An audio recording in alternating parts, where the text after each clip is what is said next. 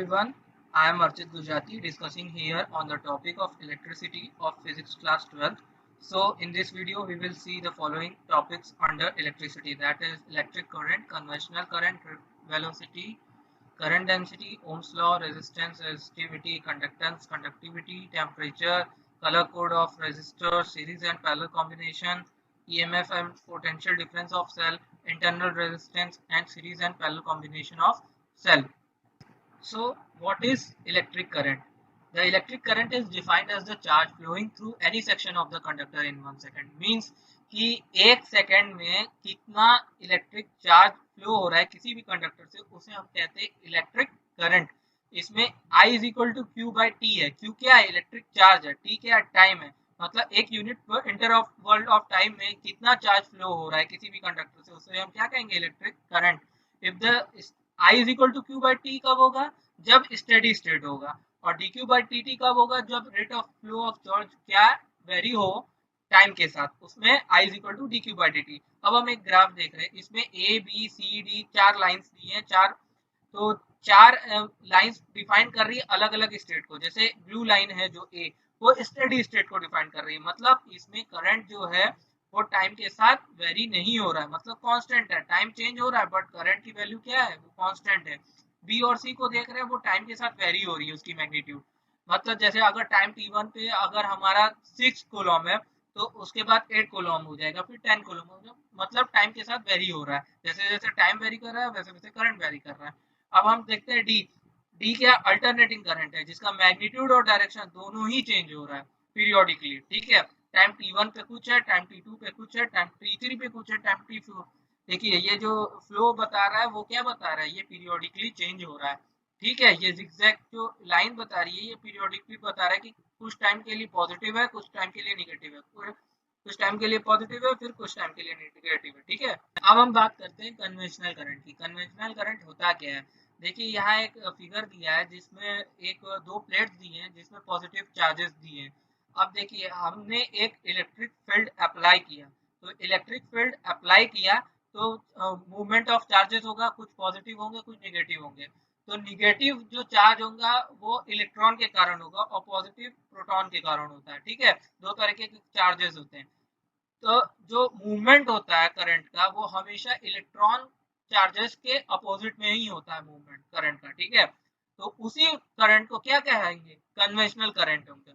अब बात करते हैं ड्रिफ्ट वेलोसिटी की. ड्रिफ्ट वेलोसिटी क्या होती है? Drift velocity is defined as the velocity with which the free electron get drifted toward the positive terminal under the effect of applied electric field.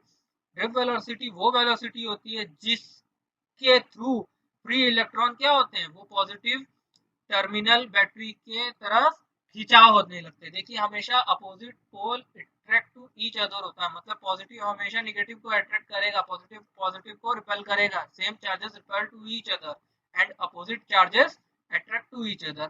तो क्या होगा? इलेक्ट्रॉन जो होगा वो पॉजिटिव टर्मिनल बैटरी के तरफ भागने की कोशिश करेगा. कब? जब हम इलेक्ट्रिक फील्ड अप्लाई करेंगे. मतलब current is directly proportional to drift velocity. ठीक है. अब हमने यहाँ देखा है कि Vd क्या होता है? Vd is equal to A into T. Vd क्या है? Drift velocity. ए क्या है? एक्सेलरेशन. टी क्या है? Relaxation time. कैपिटल ई क्या है? Electric field. स्मॉल ई क्या है? Electron charge. ठीक है. एम क्या है? Mass of electron. एन क्या है? Density of electron. ठीक है. ए क्या है? Area of cross section. ये देखिए एक फिगर के थ्रू समझा है. ठीक है. अब हम बात करते हैं करंट डेंसिटी क्या होता है. Current density at a point with in a conductor is the current through a unit area of the conductor around that point, provided that the area is perpendicular to the direction of flow of current at that point. Simply इसको समझते हैं कि density का मतलब क्या होता है? जहां भराव ज्यादा हो. तो करंट डेंसिटी का मतलब क्या है? वो एरिया कंडक्टर का जहां इलेक्ट्रॉन चार्ज ज्यादा से ज्यादा ऑक्यूपाई करे. तो वो हम कैसे पता करेंगे? अब हम इसमें पता करेंगे. देखिए J is equal to I upon A. J क्या डिफाइन कर रहा है? Current density. आई क्या डिफाइन कर रहा है? Rate of charge. और ए क्या है? Cross section area. मतलब एक एरिया में इतने एरिया, मान लीजिए हमारे पास 6 रेडियस का एरिया है, तो 6 रेडियस का एरिया में हमारा जितना भी चार्ज इलेक्ट्रॉन चार्ज है वो बताएगा क्या, करंट डेंसिटी बताएगा। और वेक्टर फॉर्म में हम क्या करेंगे, डॉट प्रोडक्ट लगाया जे डॉट ए, ठीक है। अब हम बात करते हैं ओम्स लॉ। ओम्स लॉ क्या होता है, ओम्स लॉ क्या होता है, the electric current flowing through a conductor is directly proportional to the potential difference across the two ends of conductor when physical conditions such as temperature, mechanical strain etc remain the same. Simply जो हमारा volt potential difference है वो directly proportional किसकी होता है, current की, that is V is directly proportional to I। तो V is directly proportional to I। जब हम डायरेक्टली प्रोपोर्शनल का साइन हटाते हैं तो एक कांस्टेंट यूज होता है। तो इसमें क्या यूज हो रहा है, R। R क्या है, रेजिस्टिविटी कांस्टेंट। अब हम देख रहे हैं उसका ग्राफ, तो इसमें एक प्लॉटिंग ग्राफ हुई है I और V के, मतलब जैसे जैसे पोटेंशियल डिफरेंस में वेरी होगा वैसे वैसे करंट में वेरिएशन होगा। दोनों डायरेक्टली प्रोपोर्शनल है, एक में वेरिएशन होगा तो दूसरे में वेरिएशन होगा ही होगा, ठीक है। अब हम बात करते हैं रेजिस्टेंस क्या होता है। रेजिस्टेंस क्या होता है, रेजिस्टेंस का सिंपली मीनिंग है जो अपोज करे फ्लो ऑफ इलेक्ट्रिक करंट को, वो रेजिस्टेंस होता है, ठीक है। The resistance of the conductor is the opposition offered by the conductor to the flow of electric current through it. R is equal to V upon I। अभी हमने पीछे एक रिलेशन देखा था ओम्स लॉ से, V is equal to IR। तो उसी को हम जब सिंप्लीफाई कर लेते हैं तो R is equal to V upon I। अब रेजिस्टेंस को हम अलग अलग टर्म में लिख सकते हैं। एक टर्म यहाँ लिखा R is equal to row L by A। रो क्या है बताओ, रो क्या है, यहाँ स्पेसिफिक रेजिस्टेंस है रो है, ठीक है। और एल क्या है, लेंथ है। और ए क्या है, एरिया ऑफ क्रॉस सेक्शन। तो यहाँ क्या बताया कि रेजिस्टेंस जो होता है वो डायरेक्टली प्रोपोर्शनल होता है लेंथ के और इनवर्सली प्रोपोर्शनल होता है क्रॉस सेक्शन एरिया के। जब हम एक रिलेशन जैसे ओम्स लॉ में निकाला था V is directly proportional to I, तो वैसे यहाँ एक रेजिस्टेंस के लिए भी रिलेशन है, R is directly proportional to L by A। जब अब L बाई A के साथ जब डायरेक्टली प्रोपोर्शनल का साइन हटा तो वहां एक कांस्टेंट आया रो।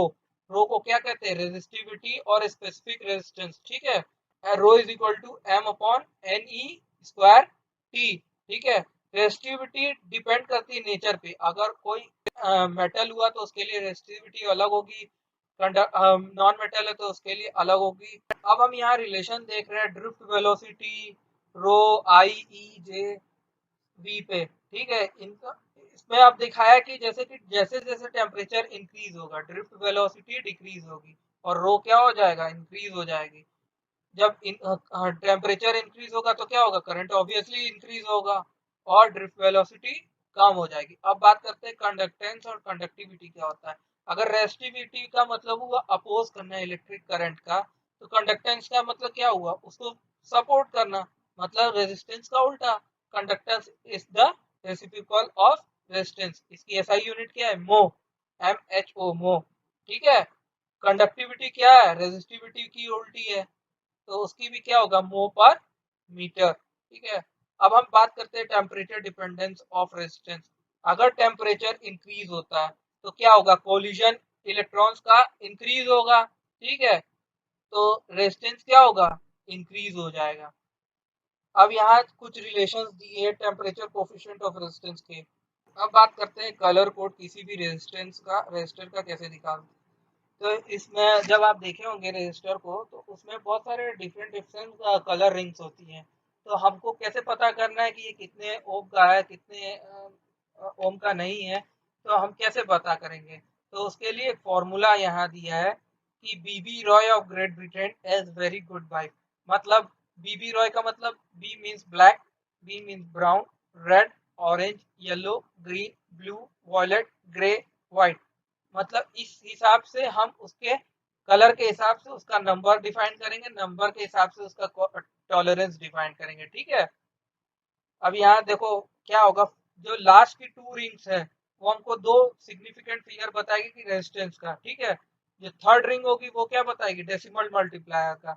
और जो लास्ट रिंग बताएगी वो क्या बताएगी, टॉलरेंस का परसेंटेज, कितना टॉलरेंस है, ठीक है। इस तरीके से हम कलर कोड निकाल सकते हैं किसी भी रेजिस्टेंस का। अब हम बात करते हैं सीरीज कॉम्बिनेशन ऑफ रेजिस्टर की। देखिए दो तरह के कॉम्बिनेशन होते हैं, आप सभी जानते होंगे, एक सीरीज और एक पैरेलल। सीरीज में क्या होता है, वन बाय वन अटैच होते हैं क्यू में। मतलब अगर समझ लीजिए आप जैसे स्कूल में लाइन में प्रेयर में खड़े रहते हैं तो एक के पीछे एक होते हैं, वो क्या होता है, वो सीरीज कॉम्बिनेशन होता है। और जो हम इक्वल, जैसे आप मान लीजिए क्लास 8 की लाइन है, तो क्लास 8 की लाइन हम कैसे जानेंगे, क्योंकि उसमें कैसे स्टूडेंट जुड़े। अगर हमसे कोई पूछेगा total number of student class 8 में कितने लोग प्रेयर में खड़े हैं, तो क्या होगा, पहले से हम स्टार्टिंग से गिनते जाएंगे, वन बाय वन सबको जोड़ते जाएंगे, तो हम टोटल नंबर ऑफ स्टूडेंट। उसी तरह सीरीज में हम देखो आर निकालना, टोटल रेजिस्टेंस हमको निकालना, तो क्या किया हमने, R1 plus R2 plus R3 तीनों को जोड़ दिया, तो हमारा जो टोटल रेजिस्टेंस है वो निकल आएगा। इसी तरह पैरेलल में क्या होता है, पैरेलल में तीनों पैरेलली अटैच होते हैं। जैसे देखा होगा कि हमें कभी भी, जैसे कोई पैरेलल का एग्जांपल ले लीजिए कि आप एक टाइम में आपको पंखा भी चलाना है, बल्ब भी जलाना, और कुछ अलग डिवाइसेस भी चलानी है, तो वो कैसे कर सकते हैं, तो हम क्या करेंगे, एक यूनिट को, इनपुट यूनिट को तीनों यूनिट के इनपुट यूनिट से अटैच कर देंगे, तो ये होता है पैरेलल कॉम्बिनेशन। सीरीज में क्या होगा, हम या तो पहले करें फैन के आउटपुट से सेकंड का इनपुट बनाए, सेकंड के आउटपुट से थर्ड का इनपुट बनाए, ये सीरीज कॉम्बिनेशन होता है, ठीक है। तो इसी तरह पैरेलल कॉम्बिनेशन ऑफ रेजिस्टर के लिए फॉर्मूला क्या होगा, 1/r is equal to 1/r1 plus 1/r2 plus 1/r3, ठीक है। अब हम बात करते हैं ईएमएफ क्या होता है। तो electromotive force is the maximum potential difference between the two electrode of the cell when no current is drawn from the cell। मतलब दो इलेक्ट्रोड के बीच में जो फोर्स मैक्सिमम, जो पोटेंशियल डिफरेंस होता है, जब कोई भी हम सर्किट, मतलब ओपन सर्किट हो, तब उस समय दो इलेक्ट्रोड के बीच में जो फोर्स डेवलप होता है उससे हम क्या कहते हैं, ईएमएफ कहते हैं। अब हम बात करते हैं कंपैरिजन की, ईएमएफ और पीडी की कंपैरिजन। पीडी मतलब पोटेंशियल डिफरेंस। तो आप यहाँ टेबल देख रहे हैं, उसमें कुछ डिफरेंसेस दिया है। जैसे पहला डिफरेंस ईएमएफ में दिया है, उसकी डेफिनेशन है दोनों की, कि EMF is the maximum potential difference between the two electrode of the cell when no current is drawn from the cell, that is when the circuit is open। Potential difference is the difference of potential between any two points in a closed circuit। EMF open में होता है और potential difference closed circuit में होता है। फिर EMF में आते हैं, it is independent of the resistance of the circuit। Potential difference, it is proportional to the resistance between given point। Term EMF is only used for the sources of EMF। Potential difference is measured between any two points of the circuit। EMF is greater than the potential difference between any two points in a circuit। However, a potential difference is greater than EMF when the cell is being charged। Okay, अब हम बात करते हैं internal resistance क्या होता है किसी भी सेल का। इंटरनल रेजिस्टेंस मतलब जैसे कोई मटेरियल है, मेटल है, नॉन मेटल है, तो उसकी हम कंडक्टिविटी कैसे मालूम करते हैं। जैसे मेटल है तो गुड कंडक्टर होगा, नॉन मेटल है तो गुड कंडक्टर नहीं होगा। मतलब वो एक रेजिस्टेंस क्रिएट करता है जो कि कंडक्शन को रोकता है, ठीक है। तो उसी को क्या कहा जाता है, internal resistance. The opposition offered by the electrolyte of the cell to the flow of electric current through it is called internal resistance of the cell. अब फैक्टर्स कौन कौन से होते हैं जो इंटरनल रेजिस्टेंस को अफेक्ट करते हैं। देखो, अगर दो इलेक्ट्रोड के बीच में अगर डिफरेंस ज्यादा होगा, मतलब डिस्टेंस ज्यादा होगा, तो उसमें क्या होगा, करंट फ्लो होने में टाइम लगेगा, मतलब रेजिस्टेंस क्या होगी, वैल्यू हाई होगी। अब हम बात करते हैं कंडक्टिविटी की। अगर अच्छा कंडक्टिविटी होगी किसी भी इलेक्ट्रोड की, तो इंटरनल रेजिस्टेंस क्या होगा, वो कम होगा। इंटरनल रेजिस्टेंस मेनली डिपेंड करता है नेचर पे कि किस तरह का इलेक्ट्रोड हम यूज कर रहे हैं, ठीक है। फिर तीसरी बात आती है, इंटरनल रेजिस्टेंस क्या होता है, वो इनवर्सली प्रोपोर्शनल होता है किसके, to the common area of electrode dipping in the electrolyte, ठीक है। फिर हम एक यहाँ लास्ट देख रहे हैं, the internal resistance of a cell depend on the nature of electrode. ये हमने बात कर ली थी कि किसी भी नेचर पे डिपेंड करता है, किस तरह का इलेक्ट्रोड यूज कर रहा है उसके ऊपर इंटरनल रेजिस्टेंस डिपेंड करता है। अब हम यहाँ एक फिगर देख रहे हैं, यहाँ ऊपर दिया है एक बैटरी के साथ एक रेजिस्टेंस लगा है, नीचे एक रेजिस्टेंस आर लग रहा है। तो आर के अक्रॉस जो पोटेंशियल डिफरेंस क्रिएट हो रहा है वो कैपिटल वी है, और ऊपर बैटरी के टर्मिनल के साथ जो रेजिस्टेंस लगा है स्मॉल आर, उसके अक्रॉस जो पोटेंशियल डिफरेंस क्रिएट हो रहा है वो स्मॉल वी है। तो हम ओम्स लॉ यूज करते हैं, तो E is equal to V plus V, V is equal to क्या होता है आई आर, ओम्स लॉ से। तो I R plus I R, तो आई कॉमन ले लिया, आर प्लस स्मॉल आर, तो आई क्या हो गया, is equal to E upon R plus R. ये क्या हो गया, सर्किट इक्वेशन हो गया। ये हमें याद रखना है, ठीक है।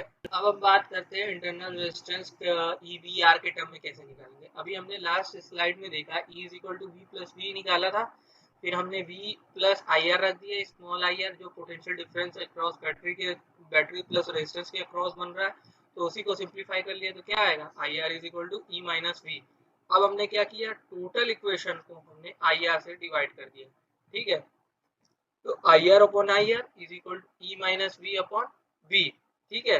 तो सिंप्लीफाई करेंगे तो क्या आएगा, E upon V minus one into R. अब देखो डिटर्मिनेशन करना है हमको इंटरनल रेजिस्टेंस का वोल्ट मीटर वोल्ट, ठीक है। ओपन सर्किट करेंगे तो कोई पोटेंशियल डिफरेंस मिलेगा, नहीं मिलेगा, क्योंकि पोटेंशियल डिफरेंस हमेशा कब मिलता है, जब क्लोज सर्किट हो। ओपन सर्किट में हमें सिर्फ ईएमएफ मिलेगा, ठीक है। जब हम क्लोज सर्किट होगा तभी हम वोल्ट मीटर में उसको मेजर कर सकते हैं, इसको पोटेंशियल डिफरेंस को, ठीक है। ये फर्स्ट फिगर ओपन सर्किट को बता रहा है जब कोई भी करंट फ्लो नहीं हो रहा है, और क्लोज सर्किट को सेकंड फिगर बता रहा है जब करंट फ्लो हो रहा है और हम पोटेंशियल मीटर में वोल्ट मीटर में उसको मेजर करना है, ठीक है। अब हम बात करते हैं सीरीज कॉम्बिनेशन की। हमने भी पहले भी देखा सीरीज कॉम्बिनेशन क्या होता है, जब हम एंड टू एंड किसी को ज्वाइन करते हैं सेम क्वांटिटी को, तो उसको क्या कहते हैं, सीरीज कॉम्बिनेशन। जैसे यहाँ ER1 है, ER2 है, ER3 है, तो ये क्या है, सीरीज कॉम्बिनेशन में एंड टू एंड फर्स्ट का एंड सेकंड का इनपुट हो रहा है, ऐसे ही सेकंड का आउटपुट थर्ड का इनपुट हो रहा है, ठीक है। तो इसमें जो टोटल ईएमएफ होगा तो वो क्या होगा, इंडिविजुअल ईएमएफ का सम होगा, E1 का सम, EMF1 का सम, EMF2 प्लस EMF3। और जो करंट होगा हर एक सेल में वो क्या होगा, इक्वल होगा।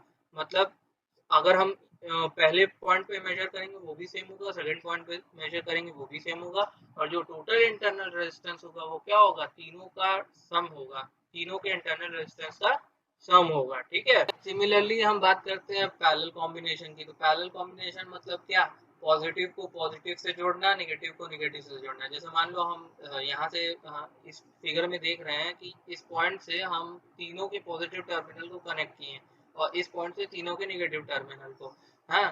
तो अब इसमें जो ईएमएफ होगा वो क्या होगा, सबका सेम होगा, ठीक है। और करंट होगा जो एक्सटर्नल सर्किट में जो यहाँ इस पॉइंट पे मिलेगा वो क्या होगा, इक्वली डिवाइडेड हुआ होगा। मतलब पहले में कुछ होगा, दूसरे में कुछ होगा, तीसरे में कुछ होगा। अब जो इंटरनल रेजिस्टेंस होगा वो क्या होगा, the reciprocal of the total internal resistance is the sum of reciprocal of the individual internal resistance.